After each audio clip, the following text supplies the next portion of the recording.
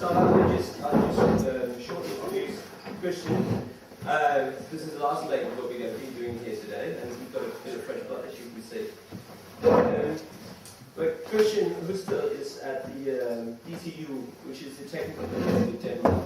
So he's a bit off kilter in that sense, it's a science in that sense. He's assistant professor in pattern research at the Center for Information and Communication Technologies at the Technical University of Denmark. Christian did his PhD in cryptographic pattern matching, which I think will be clear when you sort of see the talk here. But I don't think I'll say anything more. We'll get back to the questions afterwards. So, thank you.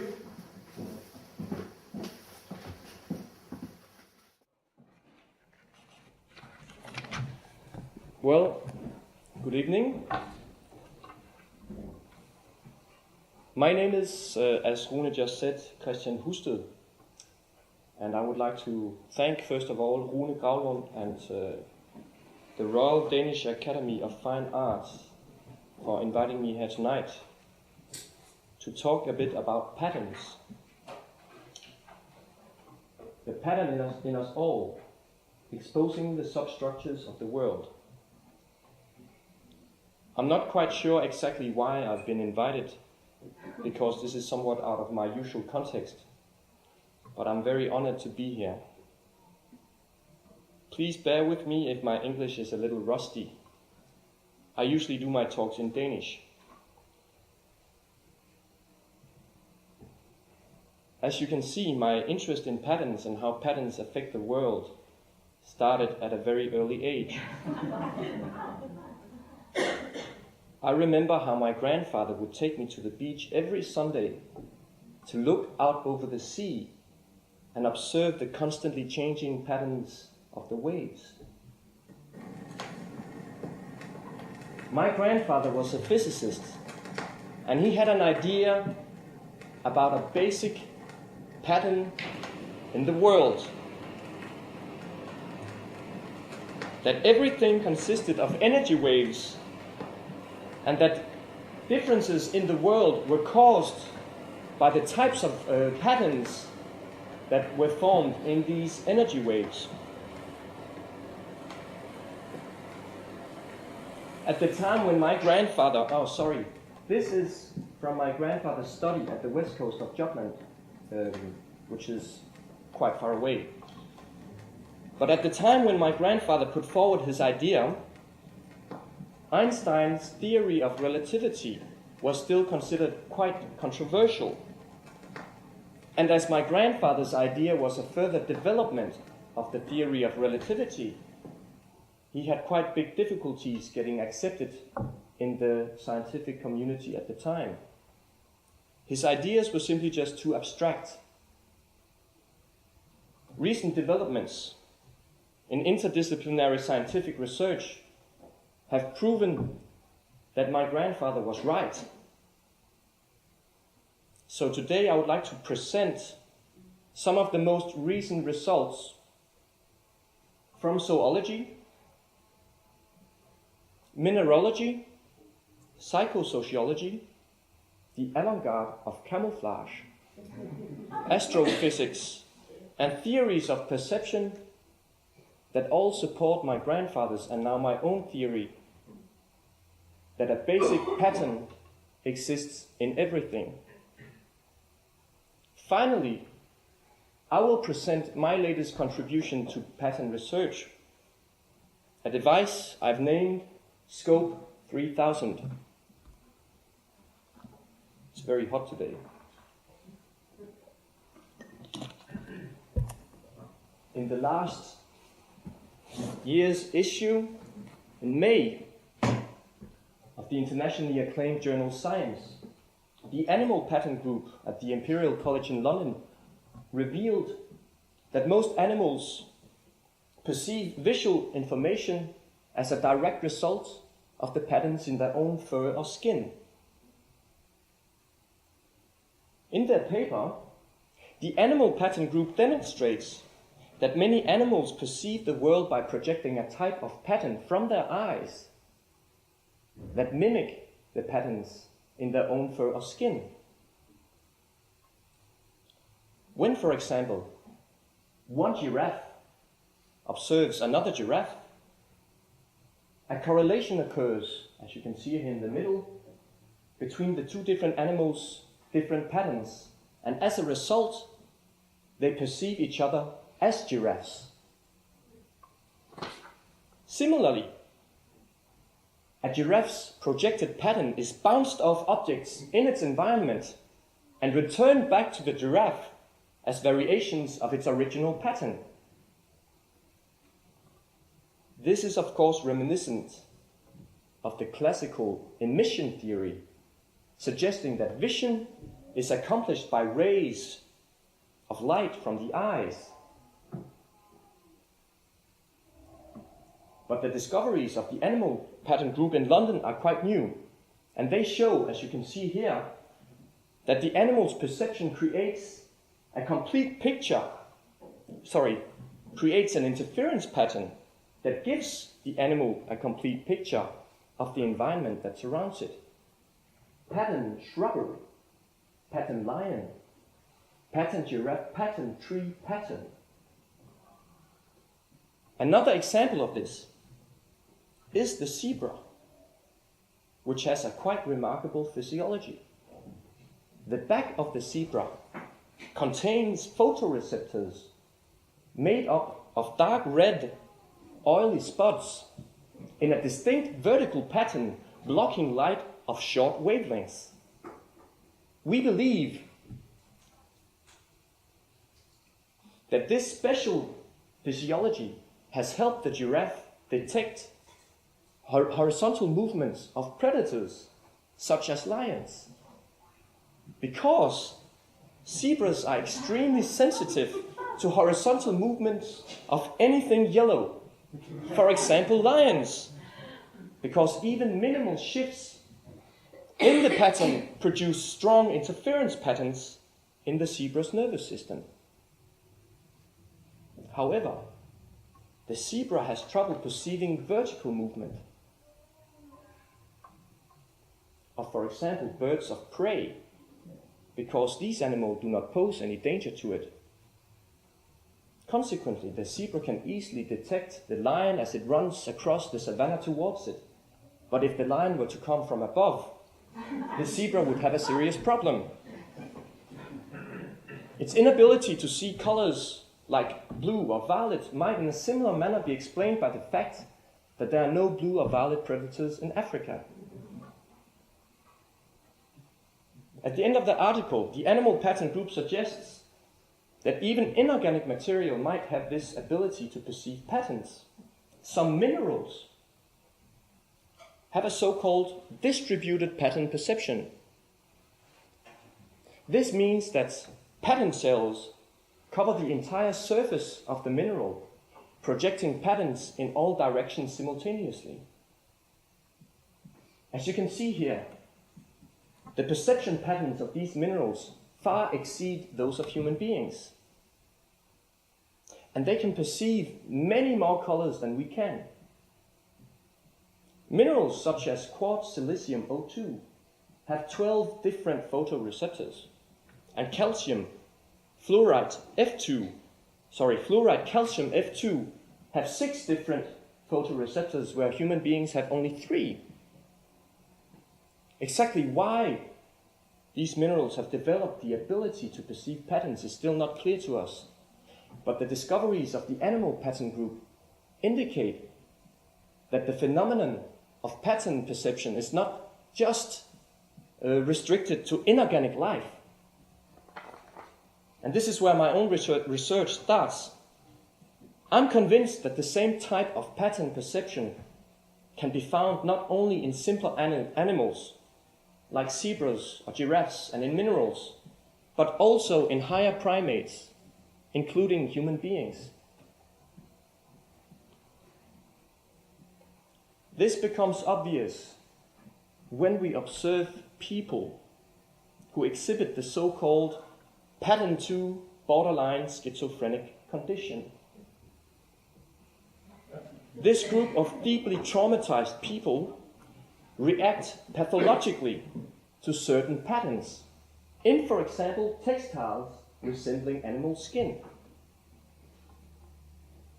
These people make up an increasing percentage of Denmark's adult population.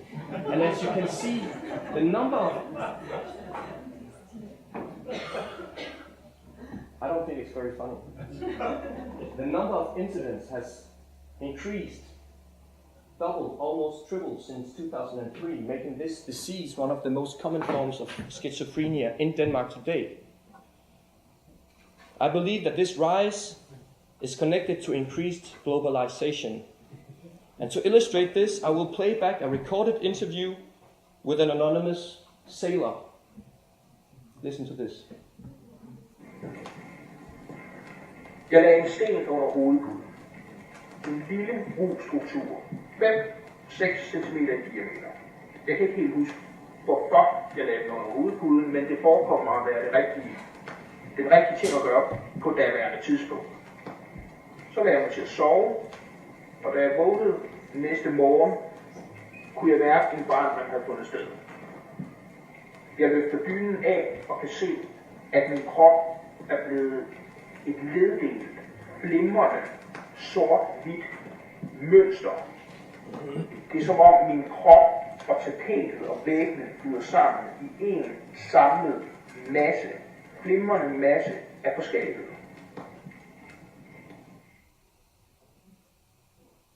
I would like to ask if it is a mere coincidence that in his youth, this anonymous man that you just heard sailed on the HMS Furious with my grandfather. What you actually see here is a British battleship from World War I, painted in dazzle camouflage, or razzle dazzle, as it was named at the time.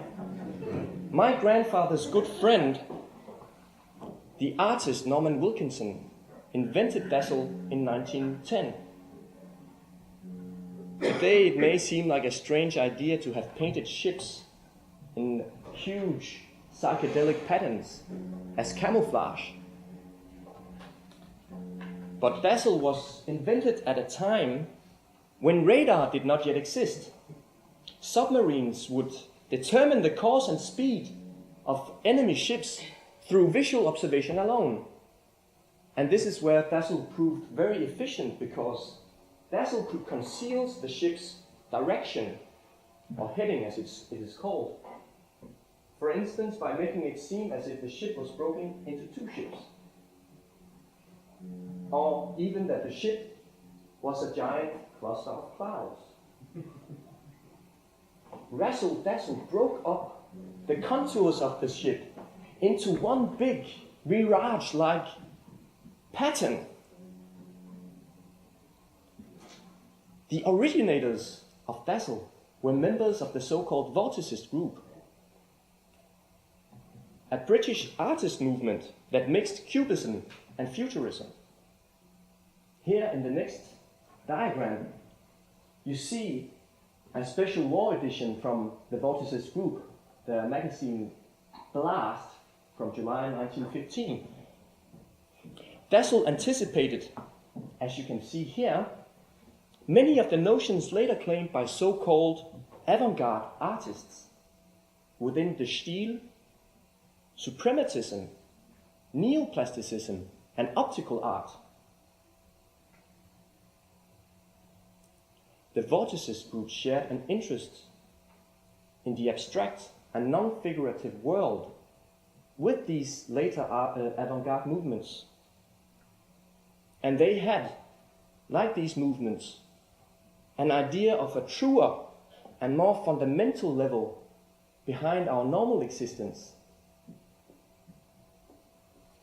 Or, more poetically put, in the words of Kazimir Malevich in 1928, nothing is real except abstract patterns.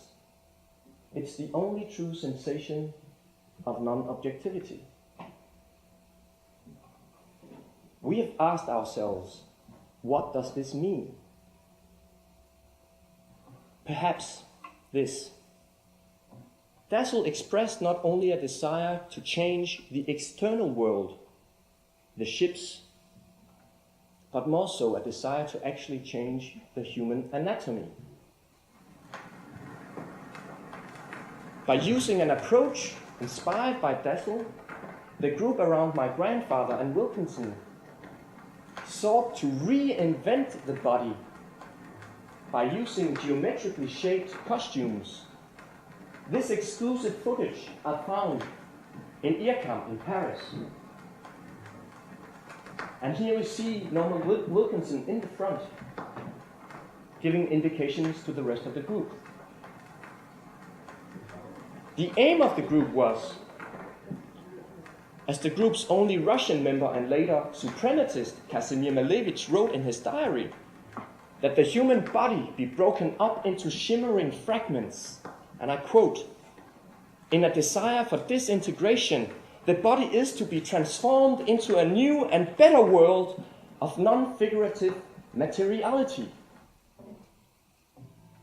It was Kazimir Malevich who later drew these sketches for the opera Victory Over the Sun, for which he also made color-changing costumes.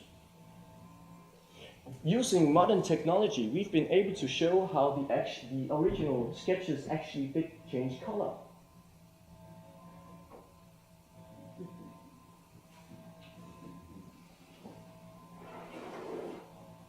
Norman Wilkinson and Kazimir Malevich met on several occasions to work on a Dazzle manifesto that was never published.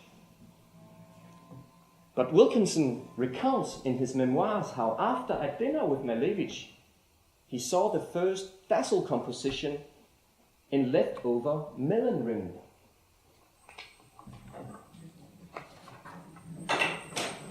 It is hardly a coincidence that the idea of Dazzle came to Wilkinson from watermelons.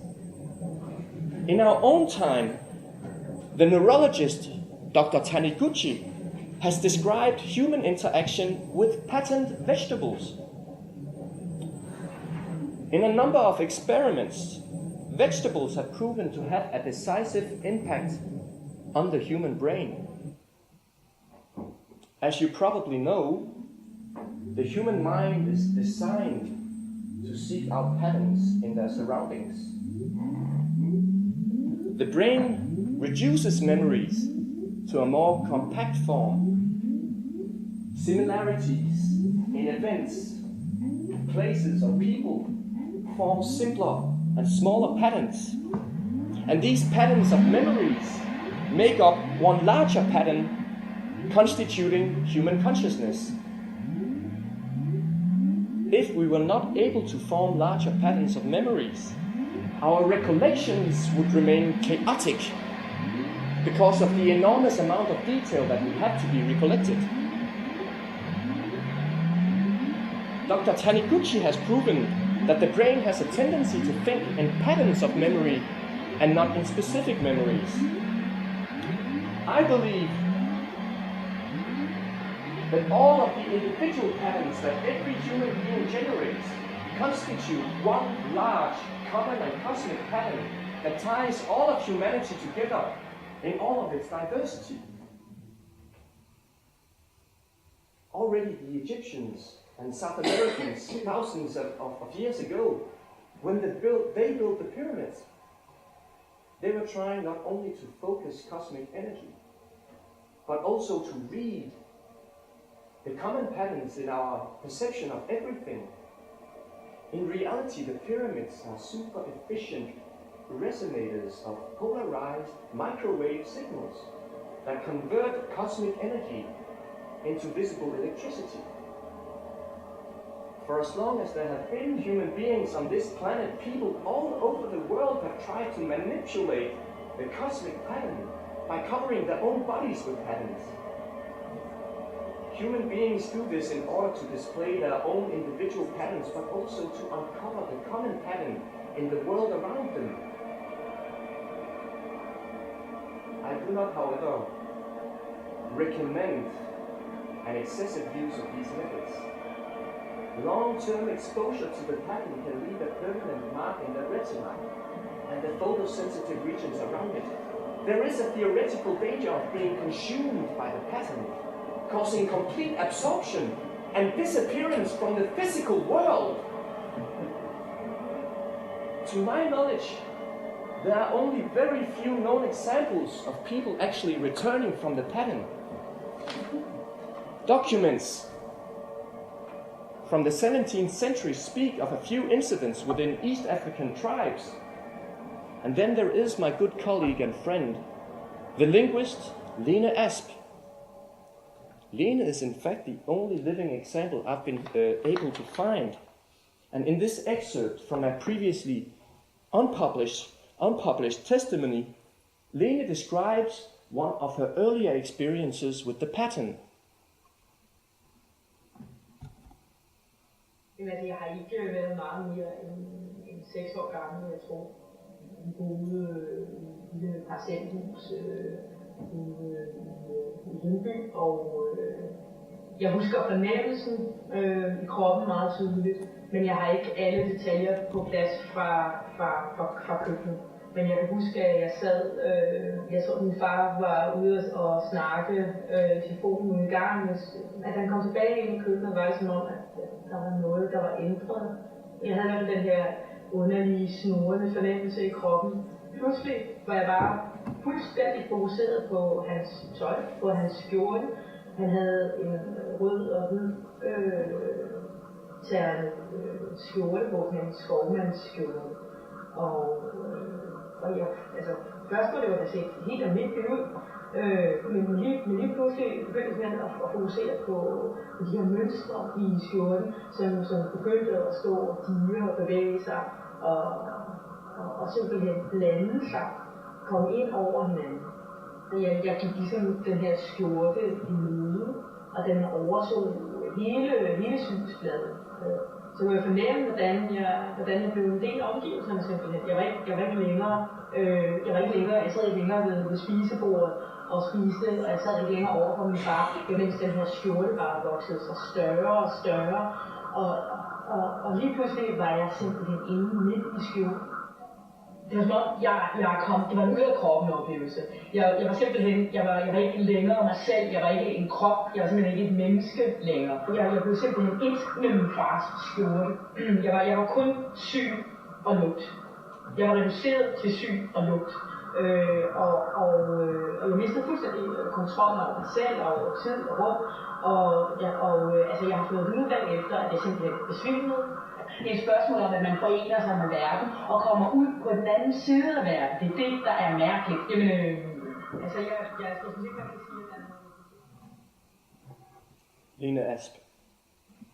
There isn't much statistical material on the subject, but most researchers agree that it is a hereditary talent in some human beings, possibly a rare genetic mutation.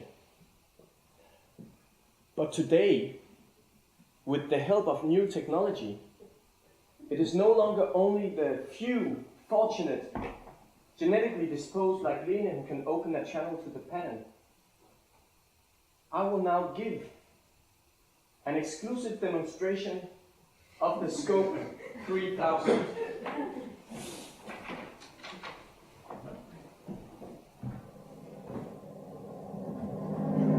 It's a so-called viewing device consisting of 3 parts.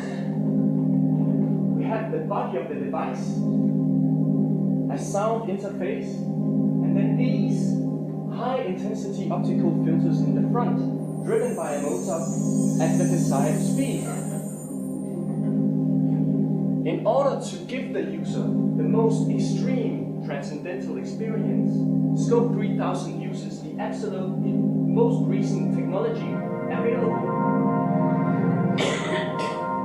The device body is carefully fashioned to maximize the transmission of energy from outer space directly to the user's brain in an almost exact 90-degree angle relative to Earth's axis of rotation. The optical filters in the front interpret cosmic radiation as a pattern of the world. When type 2 cosmic radiation comes in from outer space and is reflected in objects around the user, the optical filters interpret and visualize cosmic energy in the surroundings. And just like the ancient Egyptians tamed cosmic energy in their pyramids, you can now focus previously unknown powers of the universe. My studies indicate that regular use of the scope will activate previously dormant optical centers in and around the eye, and that these centers stimulate hidden parts of the brain, enabling you to look into the future.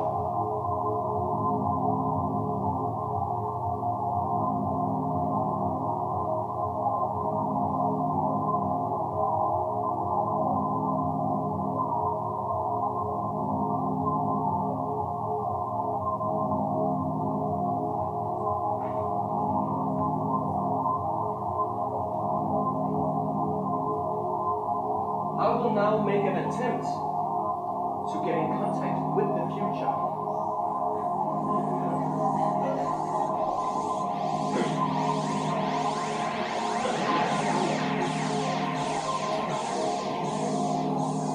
As you can probably hear, it is very difficult to communicate once you are using the scope.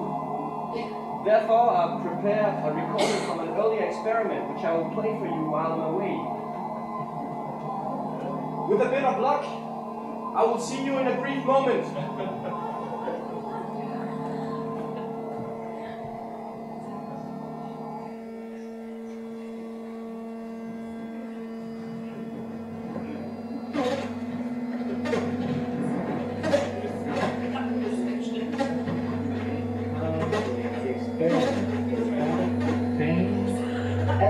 Type 2 cosmic radiation as puff. First, pick your eye on the rotating disk and then slowly the eye drift outwards to the object.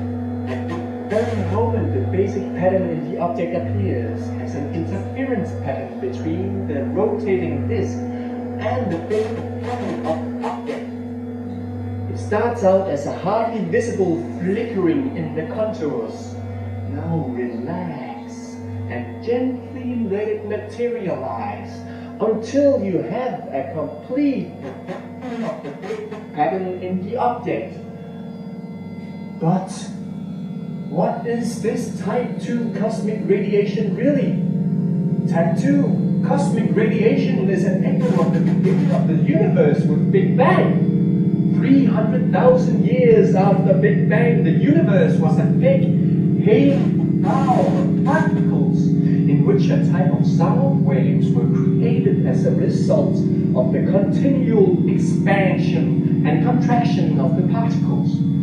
These pulsating sounds have been a mystery since they were discovered some 50 years ago. Such an extremely predictable pulsating radiation could only originate from extraterrestrial beings, the little green men. In these pulsating sound waves, we do not only hear the beginning of the universe, but also the end of the universe.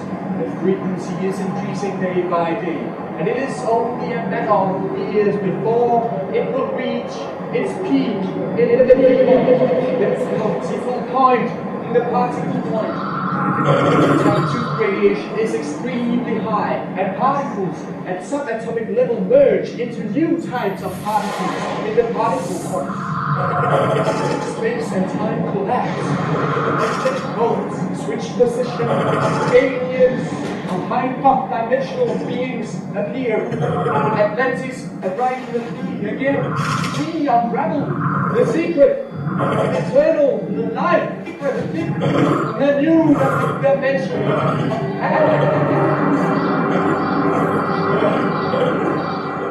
End of the world is not happening at the far reaches of the universe, but inside the most hidden recesses of your own body. From here, it will spread into the world and unite us all.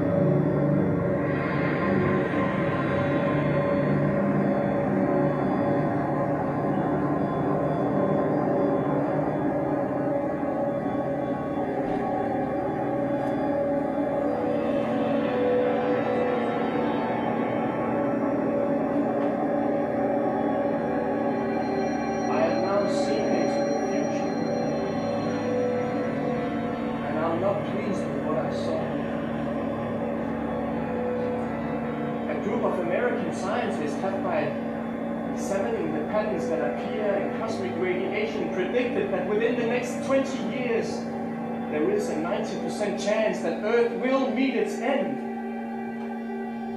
The first effects of this imminent collapse are not to be mistaken. Our society is on the verge of collapse. Just a few hours ago, the Federal Reserve Bank of the United States admitted that the American economy has already collapsed following the announcement that the world's oil resources have run out. In a few years, we will be on the threshold again for a new global crisis and depression where millions of people will die, and a few survivors will fight each other for food and water. Robots all over the world and factories connected by the internet have begun to form a non-human and common intelligence with the sole purpose of taking over the world.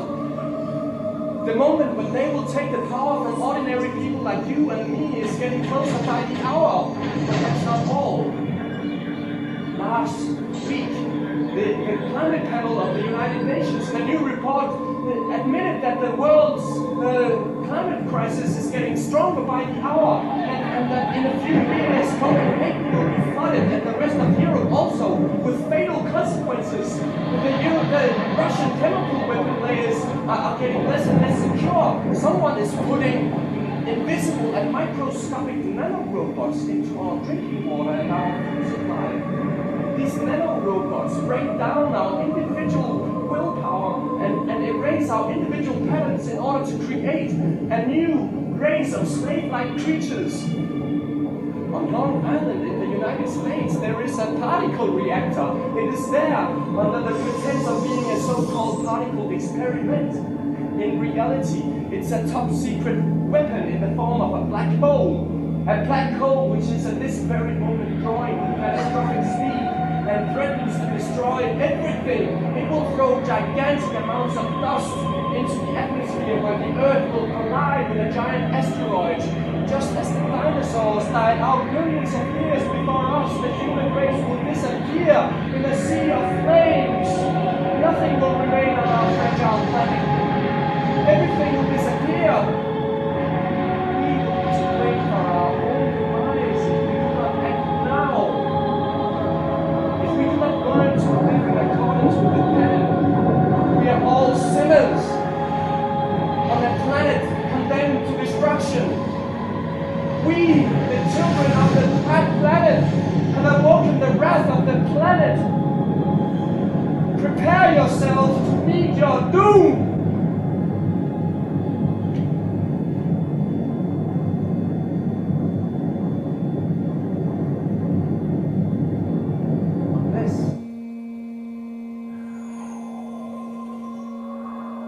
Unless there is a pattern where there is neither earth, wind, or fire, not infinite space, the endless consciousness, the endless nothingness, perception or non-perception, not this world or the next, not the sun or the moon. And there I tell you, there will be neither coming nor going, no disappearing or appearing, a place of no rest, no place to stand, no foundation and no independent will. And this will be the end to all our problems.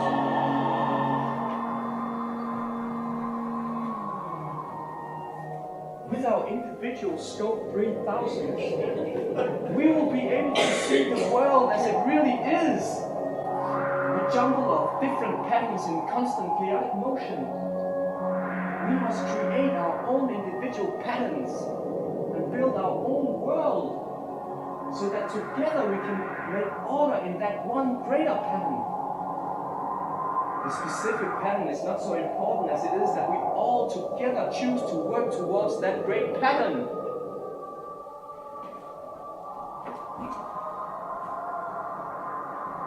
In harmony and with respect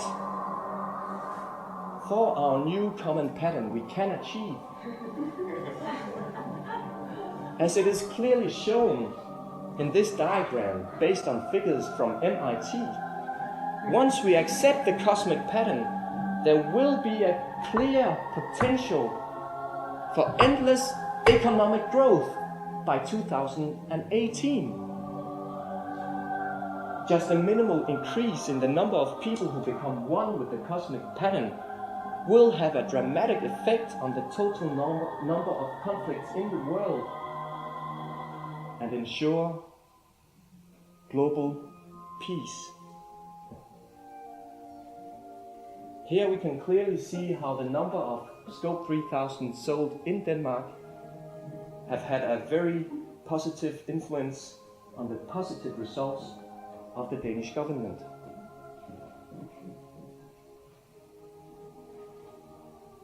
And with this, I would like to thank Rune Gravlund and you all and the Royal Academy of the Arts in Copenhagen for inviting me tonight. I've made a little handout for you that you can take home with you and study and test yourselves and your relation to the pattern. And if you have any questions, please do not hesitate. Thank you.